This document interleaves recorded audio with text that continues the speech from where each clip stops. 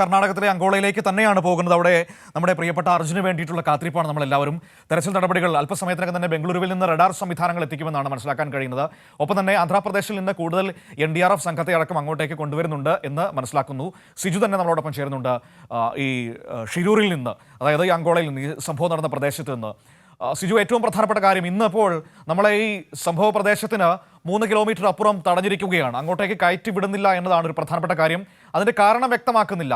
ഏതെങ്കിലും തരത്തിലുള്ള സുരക്ഷാ വിഷയമാണോ അതോ മറ്റെന്തെങ്കിലും ഉണ്ടോ എന്ന് അവർ പറയുന്നില്ല. ബന്ധുക്കളെ പോലും അങ്ങോട്ടേക്ക് കയറ്റി വിടുന്നില്ല എന്ന് പറയുമ്പോൾ സിജു, എന്തെങ്കിലും പൊതുസമൂഹത്തിൽ നിന്ന് മറയ്ക്കാൻ ശ്രമിക്കുന്നുണ്ടോ?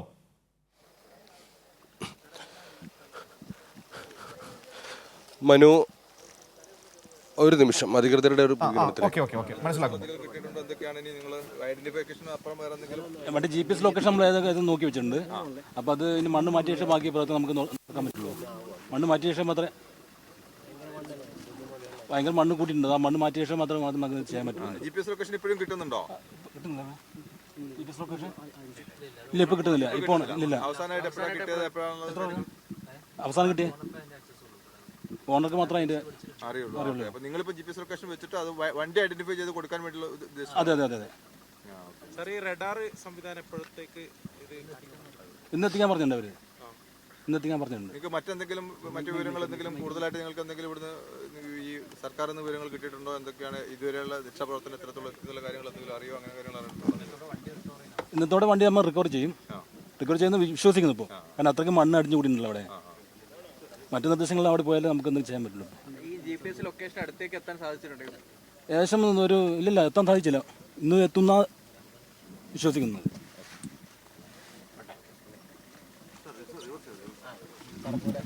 കേരളത്തിൽ നിന്നുള്ള മോട്ടോർ വാഹന വകുപ്പ് ഉദ്യോഗസ്ഥരാണ് മനു സംസാരിച്ചത്.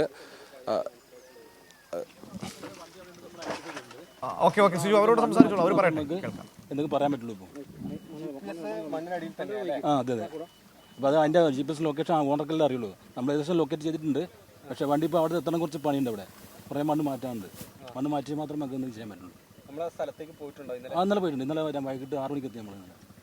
പക്ഷേ അങ്ങനെ വണ്ടി എല്ലായിടത്ത് പോകാൻ പറ്റില്ല. പക്ഷേ മണ്ണ് കൂടിയുണ്ട്, അങ്ങോട്ട് പോകാൻ പറ്റുന്നില്ല. നമ്മൾ അതുകൊണ്ട് ഈ ഭാഗത്തേക്ക് വന്നിട്ട് നോക്കിയിട്ട് അവിടെ ഈ സ്ഥലത്തേക്ക് വണ്ടി ഉണ്ട്, GPS ലൊക്കേഷൻ കിട്ടിയ സ്ഥലത്തേക്ക് എത്തണമെങ്കിൽ ഇനി എത്ര മണ്ണ് മാറ്റാനുണ്ട്? ഒരു 100 മീറ്റർ മണ്ണ് മാറ്റേണ്ടി വരും. 100 മീറ്റർ മാറ്റിയാൽ വണ്ടിയുടെ അടുത്ത് ലൊക്കേഷൻ ഇവർ പറയുന്നത് മാറ്റാനുണ്ട്. അത് വണ്ടി മറ്റേ ഈ 500 മീറ്ററിന് നടക്കാൻ വണ്ടിയുള്ളത്. അവിടെ നിന്ന് നോക്കുമ്പോൾ നമുക്ക് ഈ മണ്ണിന്റെ ഒരു വലിപ്പമൊക്കെ കാണുമല്ലോ. അന്നെല്ലാം കൂടിയുണ്ട് അവിടെ. ഉയരത്തിലുണ്ടോ അവിടെ? ഏകദേശം ഒരു 6 മീറ്റർ ഹൈറ്റിൽ മണ്ണുണ്ട് അവിടെ. ഇന്നലെയാണ് അവസാനമായിട്ട് ഇതിന്റെ GPS ലൊക്കേഷൻ കിട്ടിയത്. അതെ, ഇന്നലെയാണ്. അങ്ങോട്ട് പോകാം, ജസ്റ്റ് ഒന്ന് ഇറങ്ങാൻ പുറ്റുണ്ട്. എന്തായാലും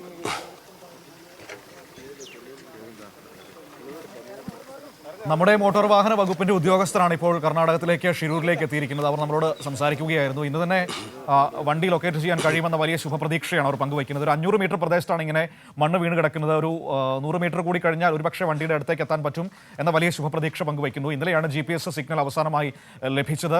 അത് കൃത്യമായി ലൊക്കേറ്റ് ചെയ്യാൻ വേണ്ടിയിട്ടാണ് നമ്മുടെ ഇന്റർസെപ്റ്റർ സംവിധാനങ്ങളൊക്കെയുള്ള ഈ വാഹനത്തെ, നമ്മുടെ മോട്ടോർ വെഹിക്കിൾ ഡിപ്പാർട്ട്മെന്റിന്റെ ഈ വണ്ടി അങ്ങോട്ടേക്ക്, നമ്മുടെ ഉദ്യോഗസ്ഥരടക്കം അങ്ങോട്ടേക്ക് എത്തിയിരിക്കുന്നത്. നമ്മൾ അതിന്റെ തത്സമയ ദൃശ്യങ്ങളാണ് ഷിരൂർ, കർണാടകയിൽ നിന്ന് നമ്മൾ കണ്ടുകൊണ്ടിരിക്കുന്നത്. അവർ നമ്മളോട് സംസാരിക്കുകയായിരുന്നു ഇതിനെക്കുറിച്ച് ഇത്രയും നേരം.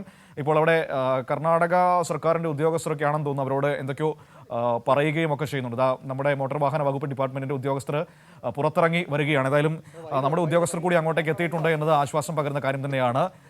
നമ്മളെ കൂടി അവർ സഹായത്തിന് വിളിച്ചിട്ടുണ്ട് എന്നത് ആശ്വാസം നൽകുന്നത് തന്നെയാണ്. ഏതായാലും അവരിറങ്ങി പുറത്തേക്ക് പോകുന്നതാണ് നമുക്ക് കാണാൻ കഴിയും. ഒരുപക്ഷെ അവിടെ നിന്ന്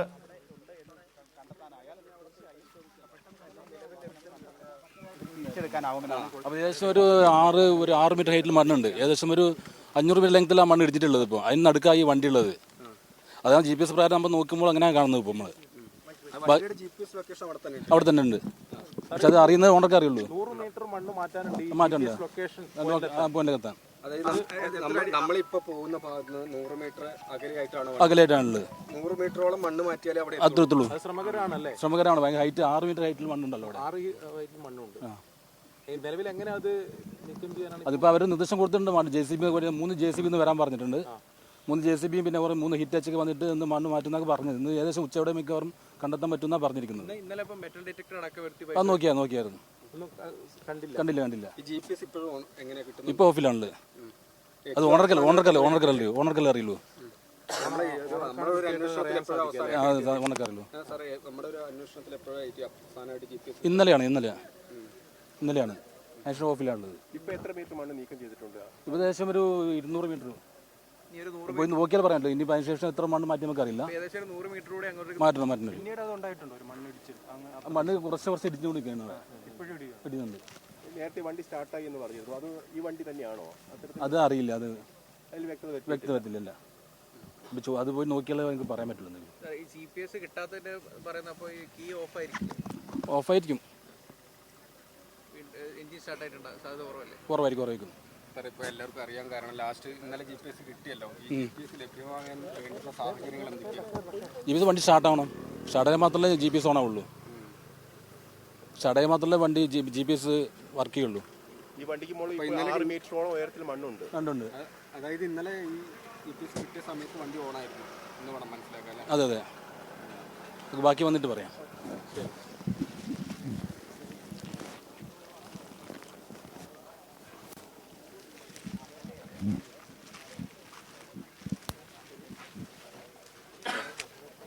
കേരള മോട്ടോർ വാഹന വകുപ്പിന്റെ ഉദ്യോഗസ്ഥരാണ് ഇപ്പോൾ ഷിരൂർ കർണാടകയിൽ എത്തിയിരിക്കുന്നത്. അവർ നമ്മളോട് സംസാരിക്കുകയായിരുന്നു.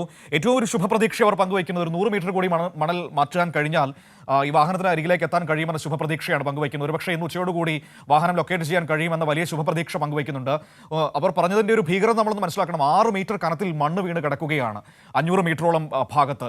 അതാണ് അതിൻ്റെ ഏറ്റവും ഗൗരവതരമായൊരു വിഷയമെന്ന് പറയുന്നത്. ആ മണ്ണ് മാറ്റി ഇനി 100 മീറ്റർ കൂടി മാറ്റിയാൽ മാത്രമാണ് വാഹനത്തിനടുത്തെത്താൻ കഴിയുമെന്നാണ് GPS സിഗ്നലിൻ്റെ ഒക്കെ അതിനെ നിരീക്ഷിച്ചതിൻ്റെ അടിസ്ഥാനത്തിൽ കേരള മോട്ടോർ വാഹന വകുപ്പ് മനസ്സിലാക്കിയിരിക്കുന്നത്. അപ്പോൾ അതിൻ്റെ തുടർച്ചയ്ക്ക് വേണ്ടിയിട്ടാണ് ആ ഉദ്യോഗസ്ഥരെ കൂടി കർണാടകം ഇപ്പോൾ അങ്ങോട്ടേക്ക് വിളിപ്പിച്ചിരിക്കുന്നത് എന്നാണ് നമുക്ക് മനസ്സിലാക്കാൻ വേണ്ടി കഴിയുന്നത്. ഏതായാലും ഉച്ചയോടുകൂടി ആ ശുഭവാർത്ത വരട്ടെ എന്ന് നമുക്ക് പ്രതീക്ഷിക്കാം. നമ്മുടെ അർജുനെ നമുക്ക് തിരിച്ചു കിട്ടട്ടെ എന്ന് തന്നെ നമുക്ക് ആത്മാർത്ഥമായി പ്രതീക്ഷിക്കാം. ഏതായാലും ഇപ്പോൾ കൂടുതൽ JCBയും ഹിറ്റാച്ചിയും അടക്കമുള്ള സംവിധാനങ്ങളൊക്കെ അങ്ങോട്ടേക്ക് കൊണ്ടുവരുന്നു എന്നാണ് അറിയുന്നത്. ഒപ്പം തന്നെ ഈ റഡാർ സംവിധാനം ബംഗളൂരുവിൽ നിന്ന് ഇന്നൊരു 8-9 മണിയോടുകൂടി അങ്ങോട്ടേക്ക് എത്തുമെന്ന് മനസ്സിലാക്കാൻ വേണ്ടി കഴിയുന്നു. ഒരു കാര്യം ഓർക്കണം, കഴിഞ്ഞ ചൊവ്വാഴ്ച കുടുങ്ങിയതാണ് അർജുൻ ആ മണ്ണിനടിയിൽ. പക്ഷേ ഇന്നിപ്പോൾ നമ്മൾ ഈ ശനിയാഴ്ചയിലേക്ക് എത്തുമ്പോഴാണ് ഈ പറയുന്ന സംവിധാനങ്ങളൊക്കെ കർണാടകത്തിലെ സർക്കാർ അങ്ങോട്ടേക്ക് കൊണ്ടുവരുന്നത്. ഈ 5 ദിവസം ഇവർ എന്ത് ചെയ്യുമായിരുന്നു ഇത്രയും വലിയൊരു ദുരന്തമുണ്ടായിട്ട് എന്ന വളരെ പ്രധാനപ്പെട്ട ചോദ്യം കർണാടകയിലെ സിദ്ധരാമയ്യ എന്ന മുഖ്യമന്ത്രിയും DK ശിവകുമാർ എന്ന ആഭ്യന്തരമന്ത്രിയും ഒക്കെ ഉപമുഖ്യമന്ത്രിയും ഒക്കെ നേരിടേണ്ടി വരും കേരളത്തിൽ നിന്ന്. അത് വളരെ പ്രധാനപ്പെട്ടതാണ്. കേരളത്തിലെ കോൺഗ്രസ് നേതൃത്വവും ചോദിക്കണം അവരോട് എന്തുകൊണ്ട് നിങ്ങൾ അനങ്ങാതിരുന്നുവെന്ന്. കാരണം നമ്മുടെ ഒരു സഹോദരനാണ് അവിടെ മണ്ണിനടിയിൽ പെട്ടുകിടക്കുന്നത്. നമുക്ക് പേരറിയാത്ത മനുഷ്യരും ഇനി അതിൻ്റെ അടിയിൽ ഉണ്ടോ എന്ന് അറിഞ്ഞുകൂടാ. കാരണം അത്രയും തോതിലാണ് മണ്ണ് ഇടിഞ്ഞു വീണിരിക്കുന്നത്. ഏതായാലും നമ്മുടെ ഉദ്യോഗസ്ഥർ കൂടി അങ്ങോട്ടേക്ക് എത്തിയിട്ടുണ്ട് എന്നത് ആശ്വാസകരമായ ഒരു കാര്യം തന്നെയാണ്. ഇന്ന് കൂടുതൽ തെരച്ചിലുകൾ കൂടുതൽ ആധുനിക സംവിധാനങ്ങളുടെയൊക്കെ സഹായത്തോടെ നടത്തുമെന്നതും ഏറെ പ്രധാനം തന്നെയാണ്.